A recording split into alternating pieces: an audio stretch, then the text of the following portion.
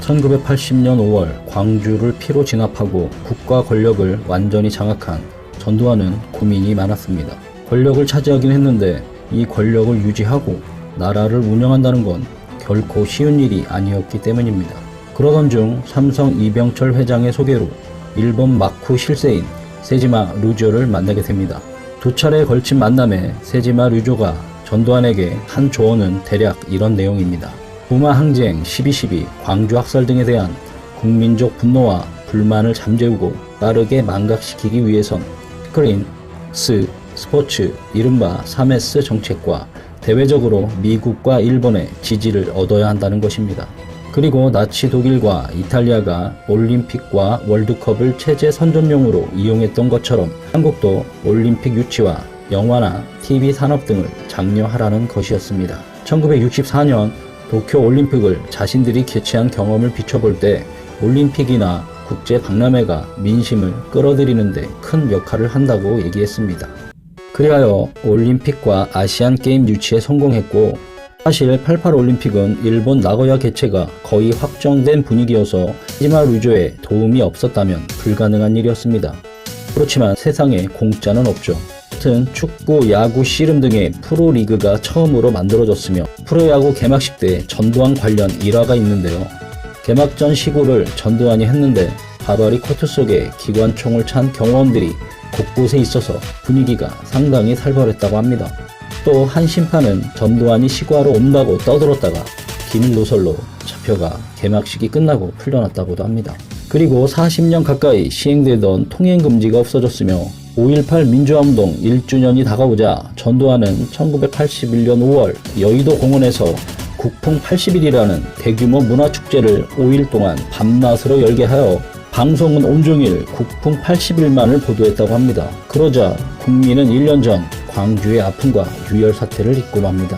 그리고 성인 영화가 대거 제작되었고 컬러 TV 보급과 방송이 시작되었습니다. 1982년 개봉 영화 56편 중 35편이 성인 영화였으며 첫 성인 영화가 에마 부인인데 엄청난 흥행을 했습니다. 통행 금지도 풀리고 심야에 에로 영화를 보고 술 마시고 숙박업소도 많이 찾고, 이게 다 군사 정권의 의도와 전략이 담긴 정책들이었습니다. 반면에 대중문화가 발달하는 계기가 되기도 합니다.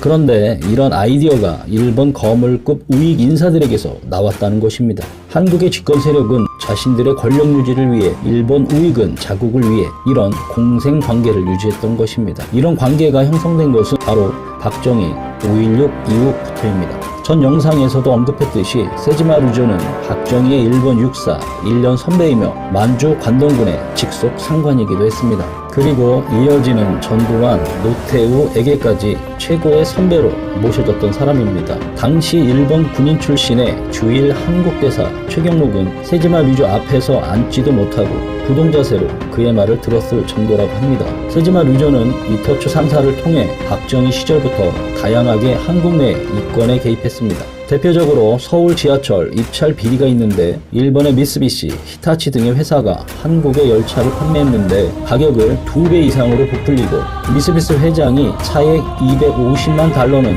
미국의 한국 외환 지점으로 보낸 후 130만 달러는 일본의 누군가에게, 그리고 나머지 120만 달러는 박통의 어떤 계좌로 전달되었다고 합니다. 이 사건은 일본 국회와 아사히 신문을 통해서 진상이 밝혀진 사건이며, 김영욱 자서전을 보면 이시노부스케가 박정희에게 먼저 방법을 제안한 것으로 나옵니다. 전두환 정권 때 일본 현직 총리로는 처음으로 나카소네 총리가 방한해 한일 정상회담이 열렸습니다. 이때 한국은 심각한 경제 위기로 일본으로부터 40억 달러의 융자를 받게 되는데, 이것도 세지마 류조의 영향이 컸습니다. 세지마 류조는 올림픽 유치, 엑스포 등의 박람회 유치와 심지어 노태우에게 올림픽 앞으로 며칠 전광판 설치 등의 구체적인 조언까지 했으며, 1990년 여소야대 국면을 돌파하기 위한 3당 합당을 통한 민자당 출범 배경에도 세지마 류조가, 그리고 기회를 봐서 헌법을 개정해 내각 책임제를 확립하라는 개헌까지도 조언했다고 합니다.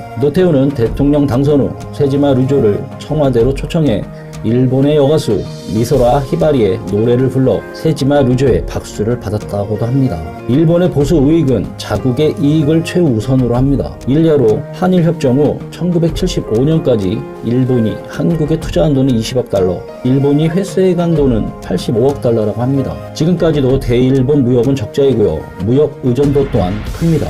세지마 루조를 비롯한 우익 인사들은 한국에서 일본과 친밀한 세력이 정권을 유지하기를 바람했습니다. 그것이 일본의 이익과 자신들의 이익을 함께 얻을 수 있는 것이니까요. 세지마 루조를 스승으로 최고의 선배로 모시며 자신들의 정권 유지를 위해 결탁했던 당신들의 나라는 어디입니까?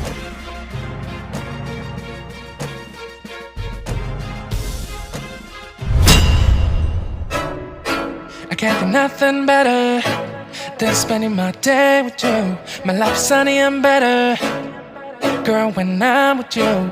She illuminates so bright like a star in the skylines. She got the looks, the good, oh boy, I need her so bad in my life. Shawty, where you wanna go?